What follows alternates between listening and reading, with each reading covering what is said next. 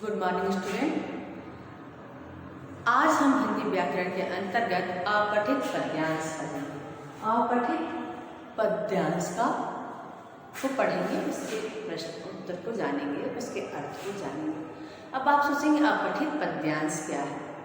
अपठित जिसे पढ़ा ना गया हो, आपके पाठ्य पुस्तक में जो पढ़ाया नहीं, अभी तक आपका जो पाठ्य पुस्तक उसमें आपने वह पढ़ा नहीं हो, वो आपके पाठ्य पुस्तक से बाहर की कविता है, तो उसको आप पढ़ेंगे, उस पर आधारित प्रश्नों के उत्तर को जानेंगे, समझेंगे। इसको पढ़ने के लिए क्या करना चाहिए? ध्यान से उस कविता, मान लीजिए आपको एग्जाम में आया अपठित काव्यांश पढ़ने के लिए, मैं जो पढ़ा रही हूँ कोई जरूरी नहीं कि वही आपके एग्जाम में बाहर से भी आ सकता है, तो उसके लिए आप ध्यान से उस कविता को या अनुच्छेद होगा उसको ध्यान से पढ़ेंगे, 2 बार 3 बार पढ़ेंगे, फिर उसका उत्तर आप सरल शब्दों में देंगे, अपनी भाषा को सरल रखेंगे और कम से कम 2 या 3 बार पढ़कर उसको ध्यान से उसके अर्थ को समझकर तब उत्तर देंगे।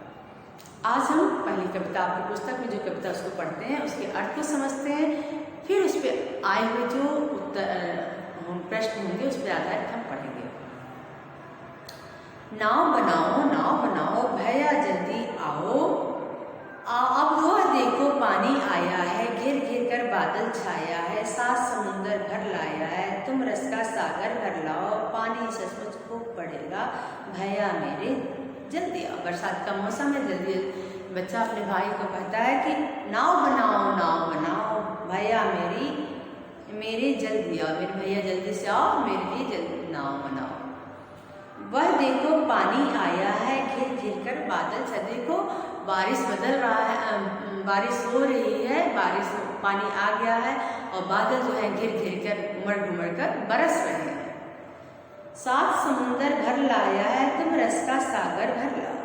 7 समुंदर भर लाया है, जो बादल है अलग अलग समुद्रों से पानी को भर कर लाया है। किस तरह भर के लाया है? जब पानी वाष्प बन के ऊपर चला जाता है सारे, तो वहाँ क्या होता है?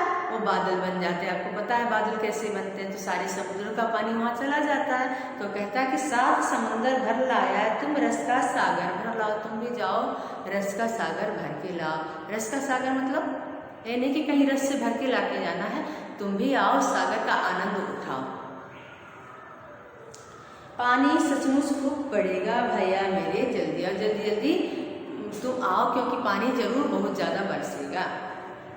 तो यहाँ है बालक अपने भाई को क्यों बुला रहा है? खेलने के लिए बुला रहा है, नाव बनाने के लिए बुला रहा है, स्कूल जाने के लिए बुला रहा है या सोने के लिए? तो किसके लिए बुला रहा है? नाव बनाने के लिए। दूसरा प्रश्न है घिर घिर क्या आया? बादल घिर के आया, पतंग आया, सामियाना या वर्षा? क्या घिर के आया है? दूसरे का उत्तर होगा क बादल।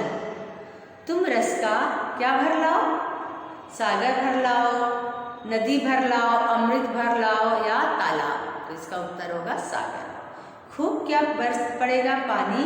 ओले, बर्फ और धूल, खूब पानी पड़ेगा। समुंदर शब्द का मानक शब्द क्या है? समुद्र है, सागर है, समंदर है या समंदर है? तो समुद्र शब्द का मानक शब्द है समुद्र। क्या है? समुद्र, पहला का। तो पहले आपको इधर देखेंगे, पहले प्रश्न का उत्तर है ख, दूसरे प्रश्न का उत्तर है क, तीसरे का ख, चौथे का क और 5वें का भी क है।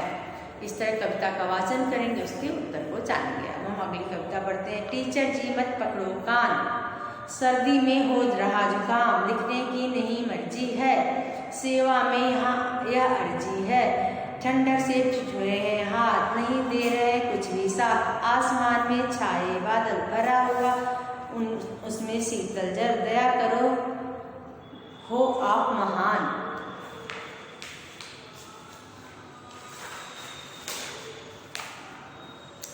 हमको 2 छुट्टी का दाम, जल्दी है घर जाने की, गर्म पकौड़ी खाने की, जब सूरज उग जाएगा समय सुहाना आएगा, तब हम आएंगे स्कूल, नहीं करेंगे कुछ भी भूल। एक कविता हम पुनः पढ़ते हैं।